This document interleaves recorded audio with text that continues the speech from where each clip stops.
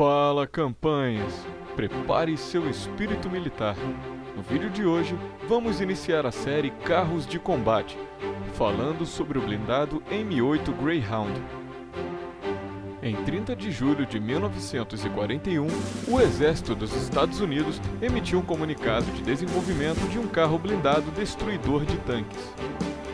As especificações eram de um veículo de baixo custo, facilidade para produção rápida em massa, além de ser um veículo de mobilidade rápida, sobre 6 rodas, sendo 4 delas tracionadas, e blindagem frontal contra tiros de .50 e lateral resistente a .30, assim como também ser equipado com um canhão 37mm, pois acreditava-se que era o suficiente para destruir a primeira geração de tanques da Alemanha, além de ser considerado uma boa arma contra a infantaria da época. Havia também algumas exigências, como uma metralhadora coaxial na torre e uma metralhadora Ruhr. Até que em outubro do mesmo ano, 3 empresas participaram da licitação, sendo elas a Studebaker com o T-21, a Ford com o T-22 e a Chrysler com o T-23. Ambas compartilharam um designer parecido, pois se inspiraram em protótipos de outros projetos já existentes na época. Após muitos testes realizados em Aberdeen, que duraram até março de 1942, o T-22 ganhou a licitação, porém foram requisitadas algumas modificações no projeto, como por exemplo a metralhadora Ruhr, que passou para a torre, recebendo então o nome de T-22E1. Logo depois, a parte elétrica foi modificada e foi adicionado um suporte para um anel. Em vista disso, seu nome passava a ser T-22E2. Logo porém, nessa última fase, os Estados Unidos já tinham recebido péssimos relatórios de combate, os quais faziam com que o canhão M6 de 37mm ficasse obsoleto, pois não teria capacidade de penetrar nos blindados alemães. O T-22E2, então, deixou de ser um blindado destroyer e passou a ser um blindado de reconhecimento, assim como um carro de combate leve. Com isso, seu nome foi alterado para M8. Porém, ele só estreou em combate em julho na campanha de Husky, na Sicília, onde entrou em serviço após o desembarque anfíbio, mantendo-se na linha de combate por 6 semanas. Nessa época, já havia 837 M8 produzidos.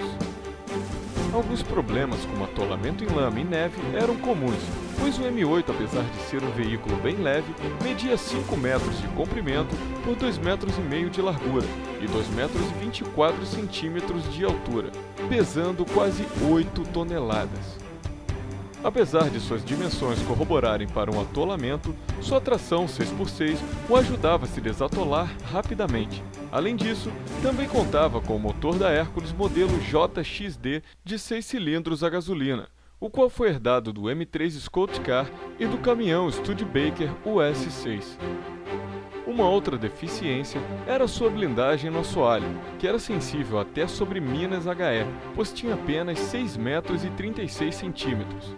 Para isso, foram feitos alguns kits com adicional de poucas chapas extras. Mas nem todos esses kits foram adicionados, e como muitos já estavam no fronte, passaram a usar sacos de areia que absorviam os destroços, porém esse método diminuía consideravelmente sua autonomia, podendo reduzi-la mais de 15%. O M8 tinha um tanque de 261 litros e normalmente tinha uma autonomia de 640 km na estrada e fora da estrada por volta de 350 km. Em terrenos acidentados ou com muitas subidas, a autonomia podia cair para a casa dos 200 km. Apesar do assoalho ter 6 mm, o Glacis tinha 19 mm de chapa. A lateral contava apenas com 15 mm e a traseira com 8 mm. Uma curiosidade é que a torre possuía 16 munições e 64 no espósson direito. Porém, nas versões de reconhecimento, as 64 munições reserva eram alocadas atrás do motorista ou em alguma outra parte do blindado distante da torre, pois era alocado o segundo rádio nesse compartimento de 64 munições. Todos os rádios eram de longo alcance, normalmente os modelos SCR 506, 508 e 510, sempre acompanhados dos modelos 608 e 610. Esse segundo rádio servia para retransmitir informações para outras unidades, ou para se comunicar com outros M8 em formação e tropas na retaguarda. Um exemplo disso seria uma incursão com outros M8 ou outros veículos em formação com uma infantaria na retaguarda. Enquanto um rádio era usado para se comunicar com o comando, o outro era usado ali mesmo na batalha. Uma curiosidade é que essas versões com 2 rádios eram muito comuns, pois a função de destroyer havia sido alterada para veículo de reconhecimento antes de entrar em serviço. Ele também contava com 1.500 munições calibre 7,62 por 63mm .30 e 400 munições 12,7 por 99mm .50, além de contar com 16 granadas e normalmente com 4 a 6 minas. A tripulação era armada com um M1 Carbine, ficando uma Thompson para aquele que estivesse no comando, normalmente um sargento. O M8 contou com várias versões como o M20, que era uma versão sem o canhão M6 de 37mm, contando apenas com metralhadoras. Logo depois de setembro de 1943, algumas unidades passaram a utilizar um anel M49. Isso fez a metralhadora Browning M2 ganhar mais estabilidade no tiro e uma melhor performance antiaérea, pois antes ela era montada em um suporte Pintle-Mount, que não proporcionava uma estabilidade igual aos suportes em formato de anel, devido à vibração e recuo da Browning M2 calibre .50, 12,7 por 99mm, além de permitir que a arma fosse operada de dentro da torre, pois o Pintle-Mount ficava fora da torre.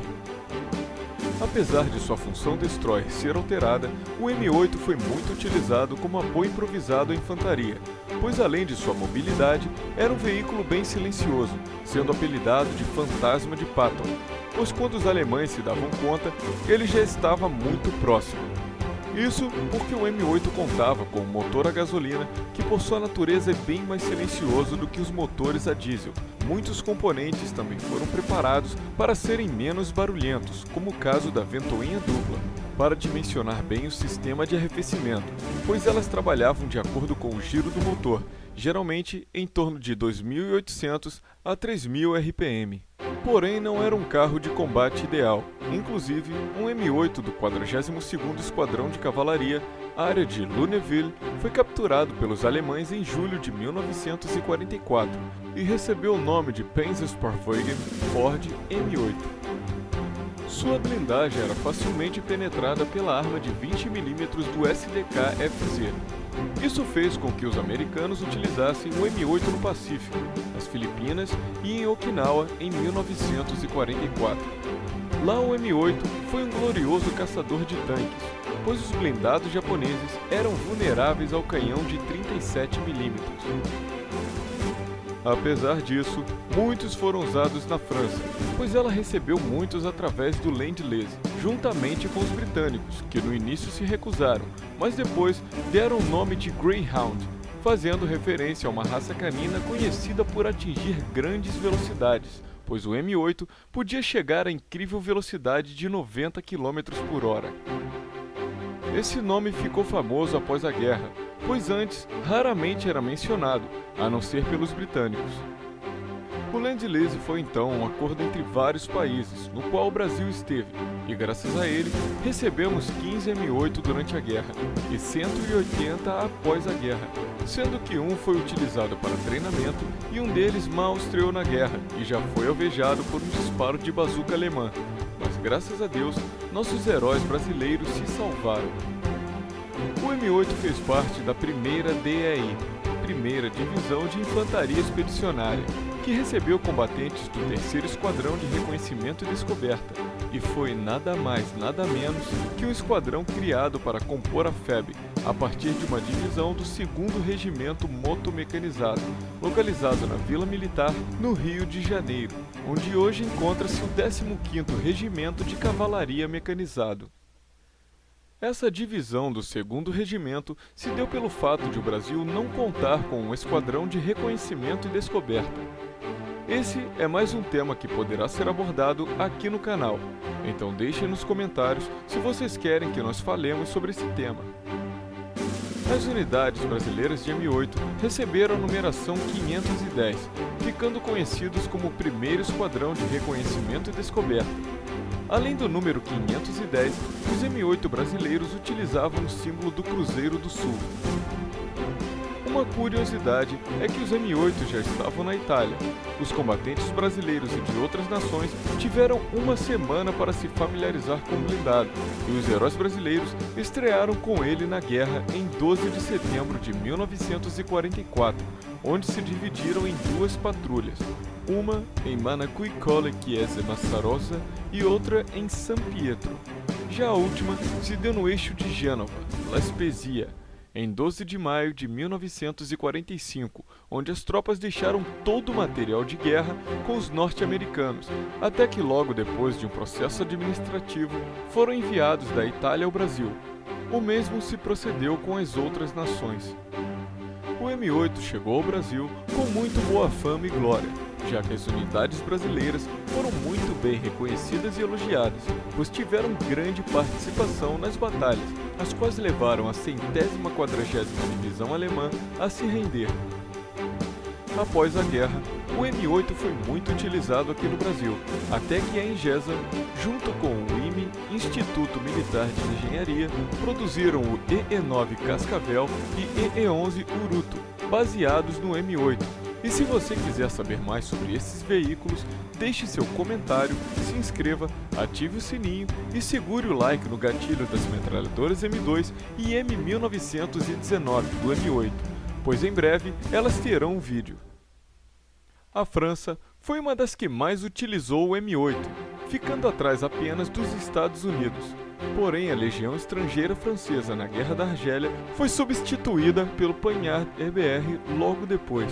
Também marcou presença na Guerra da Indochina e logo depois uma forte presença no Vietnã. O M8 foi usado até pela ONU no Congo, porém, no final da década de 60, muitos já estavam desgastados. Isso fez com que a França fizesse alguns upgrades. Muitos M8 receberam motores diesel 453 NV4 com um câmbio AT 545, diferente dos M8 brasileiros que usaram motores da Mercedes-Benz. Quase nenhum M8 utilizava o motor original após 1960.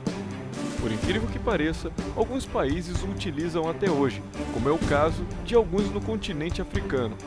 Muitos países têm versões parecidas sobre 6 rodas, o que foi um conceito muito adotado após a atuação do M8.